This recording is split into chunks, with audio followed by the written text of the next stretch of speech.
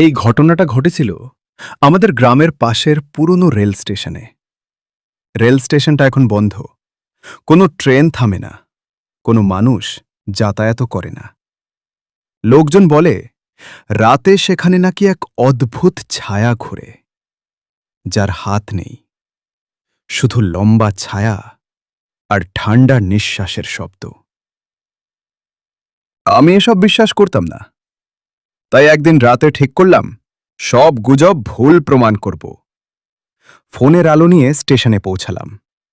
চারদিকে শুধু বাতাস, ছেঁড়া টিকিট আর ভাঙা বেঞ্চগুলো কাঁপছে। স্টেশন ঘড়ি আটকে আছে রাত 2:12। আমি প্ল্যাটফর্মে পা রাখতেই ট্রেন যাওয়ার মতো বাতাস বয়ে গেল, কিন্তু ট্রেন তো আসে না বহু বছর। হঠাৎ শুনলাম কেউ যেন কাঠের মেঝেতে হাঁটছে, হালকা টোং টোং শব্দ।